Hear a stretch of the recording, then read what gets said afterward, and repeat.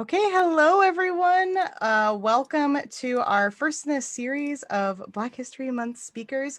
We are here with April, who is our first speaker in this series. April Couch is the owner of Totally Tangled Creations, and she is here to talk a little bit about her experience in art and her journey as it is through art and where she is today. So if you are new to this, this is our Facebook Live through Zoom, and we are joined here today with April Couch of Totally Tangled Creations. My name is Allison Henline, and I'm going to be kind of the co-host for this talk. So I'm going to be helping field questions and just kind of here for technical support as well. So we love to have you tonight. Joining us, anyone that is watching this now or recorded, thank you for stopping by and supporting the Shaker Historical Society. We're glad to have you here, and we're glad to be able to share this with you. And thank you as well to April Couch for making time out of your busy schedule to speak with us in our community. We greatly appreciate it. Thank you for having me. Yeah, no worries. So without any further ado, I am going to turn it on over to April, and just you can take it away. Hello, everyone. My name is April Couch, and I am the artist owner of Totally Tangled Creations. I have been in business for a little more than 10 years now. And when I was asked to do a talk, I really thought about my journey as an artist and where it started and where it has led me to. And from the very beginning, when I was little, I'm going to go all the way back. So bear with me. I hope I don't bore you to death here. So I was born in a little town in the deep, deep South called Coal Bluff, Alabama. Um, and my family were sharecroppers, and I was born literally in a little sharecropper shack. No indoor plumbing or electricity or anything like that. So for me to be where I am now, looking back from where I started, it's all kind of amazing to me how things just fell in place, I believe, the way they're supposed to. I think we all inherently are born with who we're supposed to be. And sometimes we get off track and we do other things, but eventually we come back to who we were born to be. Hopefully, if we are blessed, we come back to who we were born to be. So, like I said, my journey started in the deep South, and we were very, very poor. And I was just telling Allison before I came on that I don't ever remember having crayons or pencils or paper or anything like that until I started school. And even after I started school, those were not things that you used to just sit around and play with or draw at will. Those were things that you actually used for school. Fast forwarding to probably by the time I was 5 years old, my family moved to New Jersey, and we were enrolled at a larger school, and I was able to have art classes, and I started drawing. So very early, my love of drawing was developed. It's like as soon as I knew what it was, I was drawn to it. I remember very distinctly when I was in first grade, I drew the cover of our school yearbook, and it was a Liberty Bell. And I remember that early on, just really being happy doing art. And then on into middle school, we moved to Ohio, and I started taking art classes in my middle school. And again, I drew the cover for the yearbook of our middle school. And I went to high school, no art. I went to college, I took some art classes, but everyone just discouraged me from being an artist. You're going to starve. What are you going to do with that? What's your backup plan? So, of course, I pursued something that I felt would support me, which is business. So, my degree is actually in business, and I worked in business for 17 years before I quit to be a stay-home mom. I'm a mom of three. I have two girls and a boy. One is an artist, and they're all artistic in some way because that love of art and everything really made me have every kind of art supply that my kids could imagine. For everything I didn't have, they had when they were growing up, so they could be creative and do the things that they wanted to do. So fast forward into my entering the art world, probably around 2011, I started to realize that I really didn't see a lot of people in my area that looked like me. And I wondered why and where, artists of color were. And come to find out, they were here. They just were not presenting in the same venues that I was presenting in. Um, so I am a Zentangle inspired artist. It's kind of complicated, but not. It's very easy. The Zentangle is repetitive lines, drawing patterns over and over to make a design, and they look like they have no beginning and no end. So, like I said, when I started in the art community, when I go to shows, I don't see a lot of people who look like me. And a lot of times it's because those shows are not open um, so much to people of color, or people of color are not so much aware of them, not because they're not open to them, but because people of color are not aware that certain shows exist. So once I started, I made it a big deal to go around, and I would tell everyone what shows I was doing and why I was doing and how to apply. So a big part of what I do is trying to encourage and educate other artists about what's out there. I like to be a mentor to other artists, not just artists of color, but all artists. In my building, my studio is right off the elevator, and before it was like right when you came around the corner. So it was a place that a lot of the artists stopped, and we would talk, and I try to give them advice and help them out in their journey, give them ideas about different things that they could do, because my degree in business really helped me do a lot of that. Um, and then fast forward to, when was it? 2020, when the pandemic hit. And then the Black Lives Matter movement started. And I never saw myself really as a civil rights activist, although I was actively involved in civil rights. My daughter and I were asked to be a part of a mural, a Black Lives Matter mural in our community here in Akron. And I honestly didn't know how that was going to go over, because there were some positives about it, there were some negatives about it. But in the end, the mural was finished. It's beautiful. If you're ever in Akron, you can go down on Howard Street and see it. But that's not really the crux of who I am. I've also completed a big mural in Akron. It's probably the biggest one on the ground at Northside Marketplace. I think it's 270 feet long. So that's almost 3 football fields long. You can, again, that's another place. If you're ever in Akron, you can stop there and see what it's all about. I also have a studio and shop in the Summit Art Space, which is in the historic district of downtown Akron. I am truly blessed to be in this place where I am, because I think about where I've come from, and it's a mighty long way. It's a mighty long way to come from Cold Bluff, Alabama, to be an African American artist in Akron, Ohio in 2021.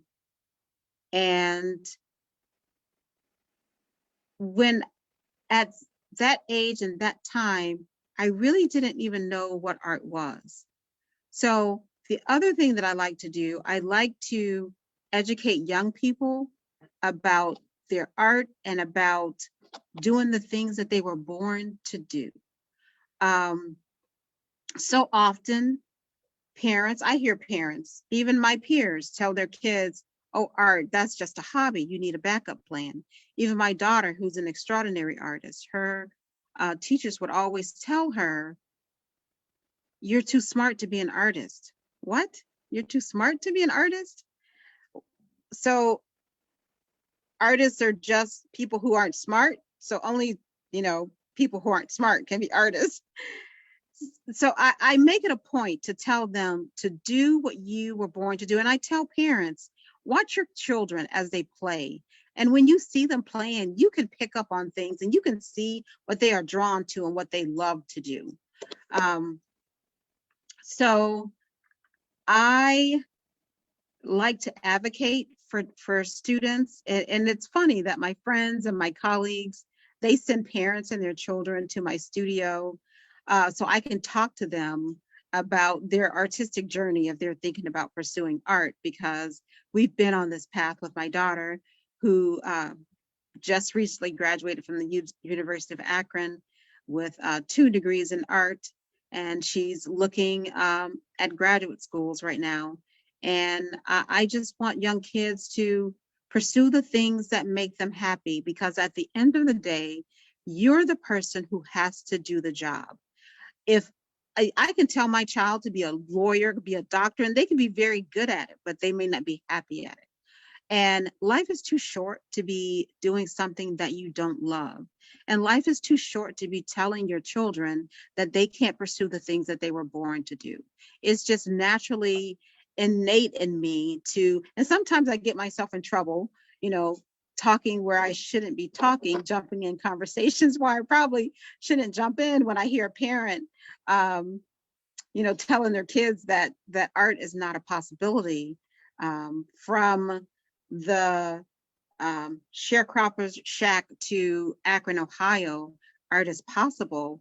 My journey has been long, but at the end of the day, I ended up exactly where I was supposed to be. Like I said, I spent 17 years in banking, and I discovered art again 25 years um, after I had not done art for 25 years. And once I started doing it again, it just poured out of me, and it doesn't stop. It's like continuous.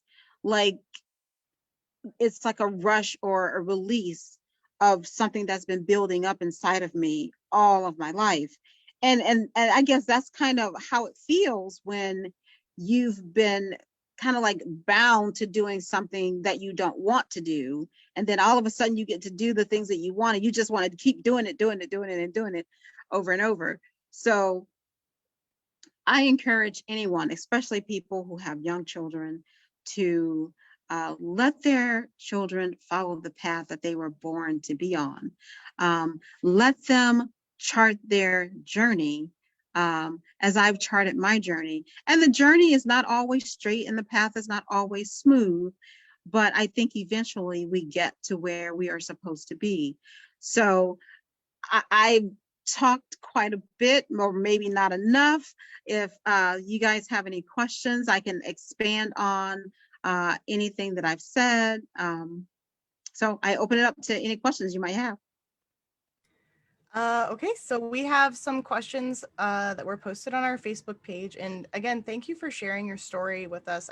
I found that incredibly interesting and also just moving to listen to, humble beginnings and moving on and finding your true purpose and want in life. And to me, that speaks to me. And I really appreciate you sharing. So thank you for sharing that with us. You're welcome. Um, a couple of questions from Facebook. So I'm going to go in the order of which I see them. So I'm sorry if this is out of order.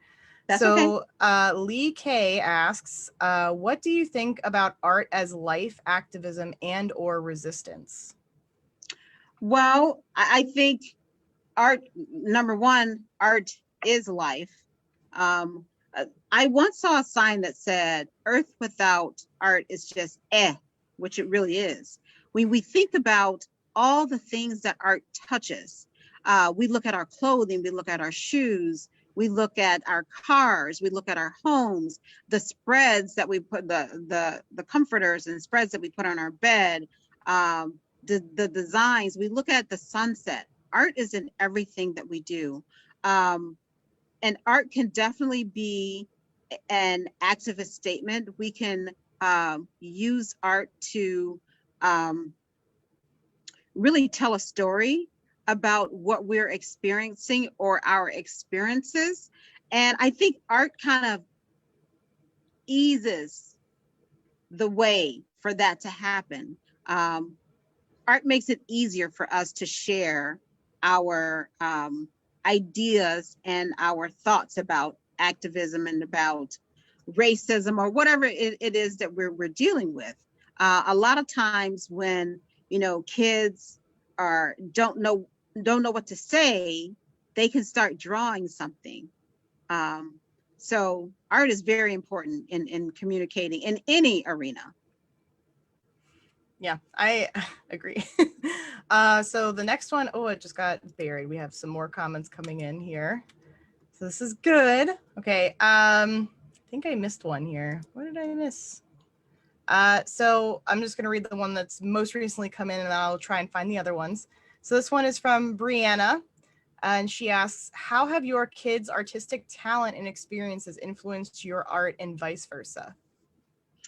Okay, so I think the fact that I was so art starved has benefited my kids in that they were given every opportunity to be artistic. My daughter, who is, I tell everyone, she's the real artist of the family. She's the famous one. I look at her and I just have so much pride, and I see in her the things that I wish I could have been, that I wish people would have encouraged me to do. But then I tell myself that I went through my journey so that her journey would be easier, so that I can make her path smoother. So she is going to take the world by storm, and she already is. And that just makes me so happy to do that. And I think a little bit, my art influences her art because I can see she works a lot with patterns as I work with patterns, but she does it in a more colorful way. And I usually do mine mostly in black and white. So interesting. I love that. I like that the pattern work and everything. And again, somebody asked if they could have an example of your art. Her studio is linked in the description of this Facebook profile, or Facebook profile of this Facebook Live. So make sure you go and check her out. Check out her studio and her art space. It's very fascinating. I, for one, am a huge fan of your work. I find it to be very intricate and very detailed, and I love that. Another question from Mark. He asks, do you have any ideas for how we can encourage people of all ages, old and young, to be more creative and expressive? Oh my goodness. So what I do the art form called Zentangle. I teach from 3-year-olds all the way up to 80, 90-year-olds. And that's what I love about it. Anything is possible, one line at a time. And I think that's why I was drawn to Zentangle, is because it's possible for anyone to do it. It's very calming, it's very soothing, it's very repetitive. I encourage everyone through my shop. If you ever come into my shop, I have what I call the art bar. And at the art bar, I always have pencils and crayons and markers and paper and coloring pages from my coloring books. So anyone of any age can come and sit down and they can have a little moment of creativity. And people are very receptive to that. People of all ages are very receptive to that. I think we have to put things on people's level, not say, oh, we're going to do a painting today, versus this is how this is done, step by step. And that's exactly what Zentangle is. Mm-hmm. I like the one line at a time. I really like Anything is that. possible, one line at a time. I love that. That's such an awesome phrase. Karen Malloy asks, any thoughts on art versus crafts? Oh my goodness. Don't get me started. So here's the deal. This is going to get real here. Um, so my art to a lot of people is considered a fine art and a fine craft. And that um, causes some problems sometimes. So usually when I'm applying for an art show, I'm applying for fine art shows.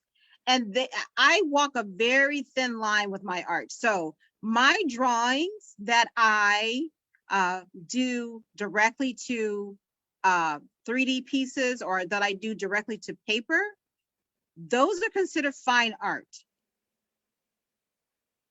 But if I don't create the piece myself, the 3D piece, then it's called decorative arts or it's called a craft.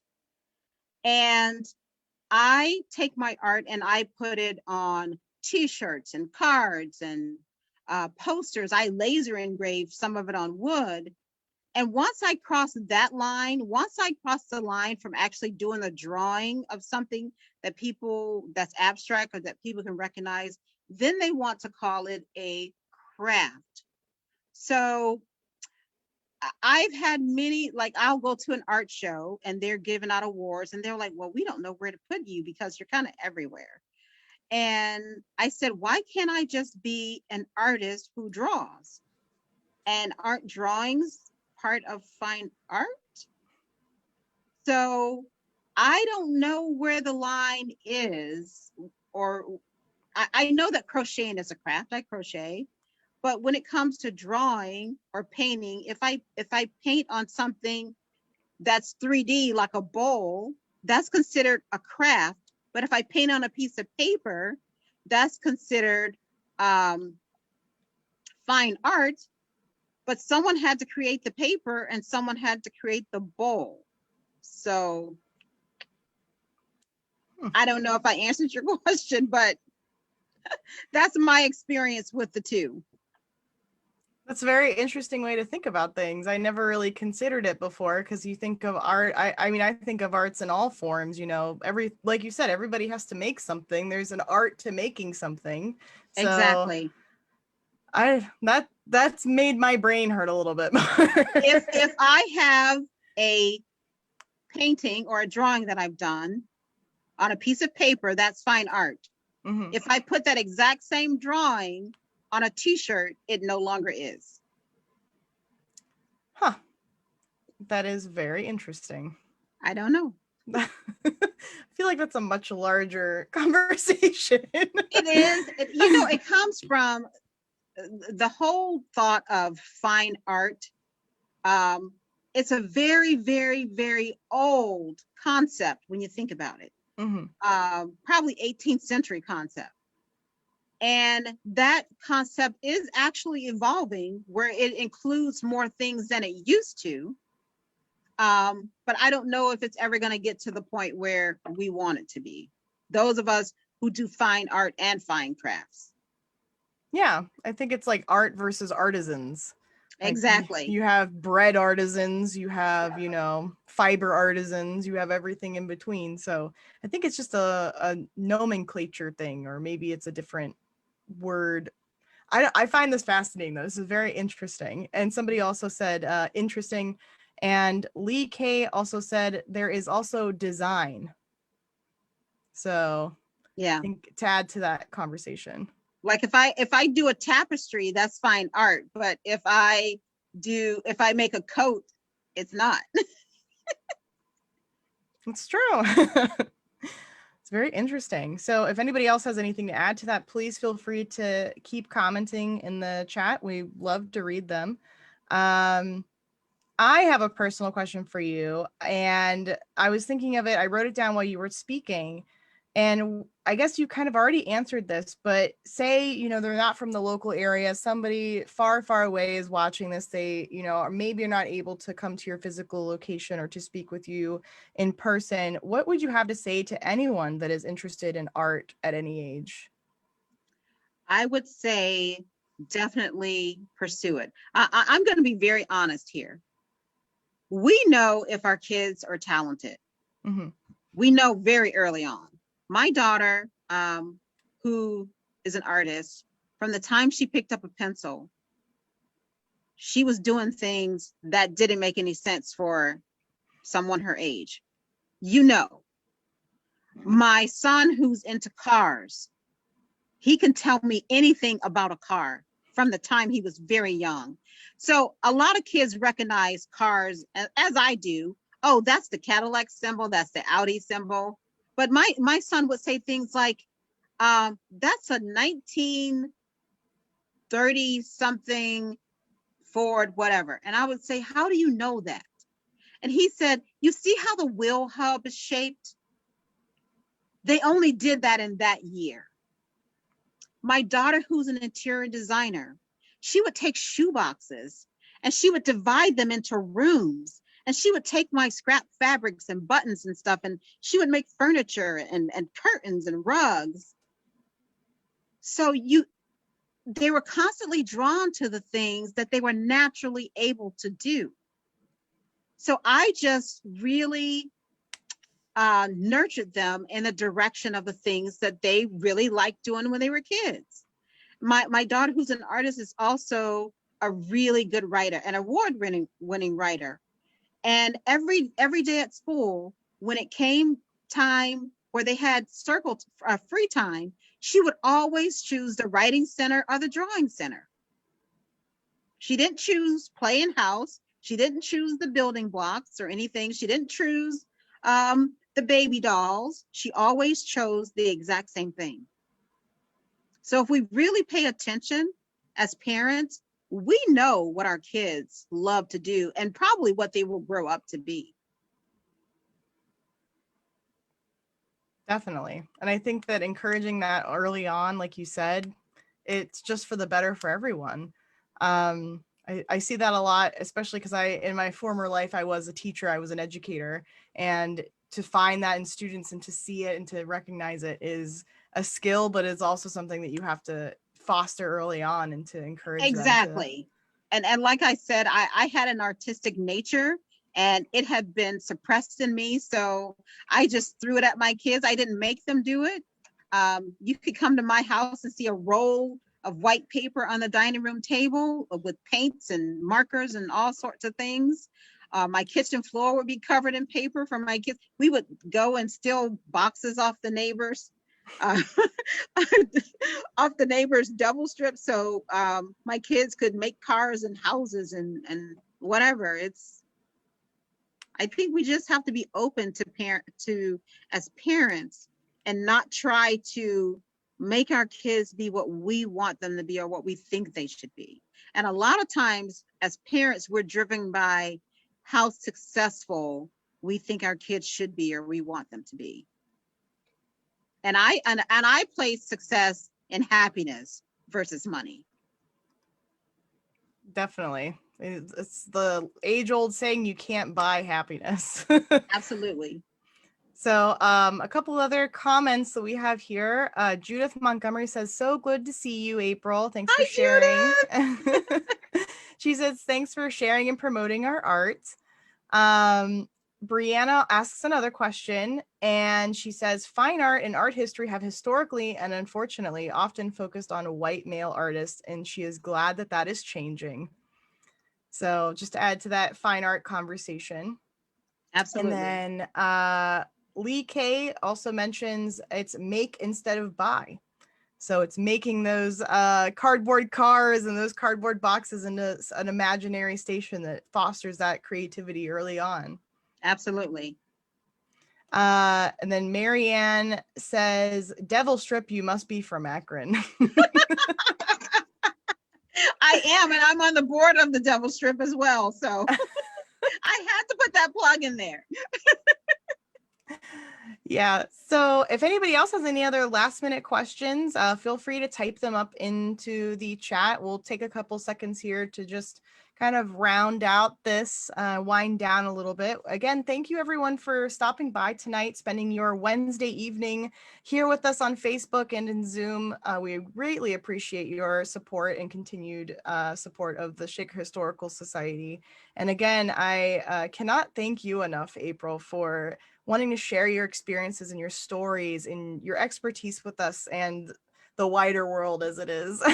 So I'm incredibly grateful that you were able to join us tonight. I appreciate you for having me here. Like I said, until I really started thinking about it, I didn't think about how really far this journey has brought me and how much joy art has brought into my life. Art is truly a joyful thing, no matter what type of art, whether it's music, whether it's dance, whether you sew or quilt, or whether you paint or draw. There's joy to be had in creating things. And I think everybody can use a little bit more joy in their life. Therefore, everybody can use a little more art in their life. Words to live by. In quarantine, just as an anecdote, I've always spun yarn. So that's unfortunately just my weird little fiber thing. So I make yarn, but I got into weaving and sewing during quarantine. So I've actually just finished my first shirt and my first dress. So I mean, Wonderful. it's not fine art, but we're getting somewhere with it. I had So, not crocheted in 10 years, and I have crocheted over 200 items since oh quarantine. wow. Oh wow. I'm not good at crocheting. I knit, but I do the lazy knitting. I'm not out here making sweaters or anything like that. So everyone just says thank you for joining us. Oh, Karen Malloy asks, are you currently having classes? I am not currently having classes. I thought about doing Zoom classes, but I have so much fun in my classes and interacting with people. I really just want to wait until um, things open up from the pandemic before I started having classes, because I really think it's an experience. And I'm a people person. I really like the interaction part, and you lose all of that with Zoom or with an online classes. So the answer is no, I am not having in-person classes right now. But if you have a group of people that you are with, say a family unit, um, that you would like to, up to 8 people that you would like to do a class with, I will entertain groups like that, but not just a group of random friends who come together. It has to be people that you've been sheltering with, basically. And it doesn't have to be 8 people. It can be 2 people. It can be 4 people. Okay. A follow-up to that is Lori asks, so when do you do classes and where do you do them? I do classes at Summit Art Space in downtown Akron, in my studio. I also travel around and do classes. So once things open back up, if you have a group and you want me to come and teach a class to a large group, I would be more than welcome to do that. I have all the equipment that allows me to project what I'm doing onto a screen or a wall, so I can do large group classes as well as small group classes. Wonderful. Well, when the plague stops, we will definitely have to, contact you and see if we can sort something out for the Shaker Heights area. I know that based on just people in chat, I wonder if that would be something that everyone would be interested in. So let us know if you'd be interested in that. I am definitely interested in that. I must tell you, Zentangle is addicting. So you hear that, everyone? Be ready. Be ready for that. So just a quick last minute plug. April Couch is the owner of Totally Tangled Creations, and her Facebook and her website are both linked in this space. I think it's above or below this video that you're watching right now. Make sure you go and check out her work, check out her studio space and all the awesome stuff that she's been doing over there and what she continues to do. And make sure you patron her shop and all of her wares. Is that the right phrasing? I don't know. It's perfectly fine. My brain is just at that point right now. But again, thank you so much, April, for being here. And thank you, everyone, for stopping by tonight, spending your, evening with us here on Facebook or here in Zoom. We greatly appreciate having you and your continued support of the Historical Society. And thank you again, April, for, Thank again, you so sharing with much us. for having me. I appreciate it. Yeah, no worries. And for everyone else that is still hanging about in chat, we are going to be ending the live stream here just momentarily. We do have some more programming forthcoming that is going to be basically we have something going on every week from now until, the middle of March. So make sure you check out our website and our Facebook page for more updates on upcoming programs, speakers, and workshops. We are doing some virtual workshops, but maybe when the plague opens up, we will have April back to give an in-person workshop at the Shaker Historical Society. So we look forward to continuing this relationship with you, April. And again, thank you so much for being here. We Thank really you. appreciate it.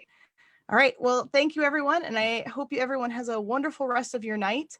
And again, thank you so much for being here with us. And we'll catch you on the next one. Bye, everyone.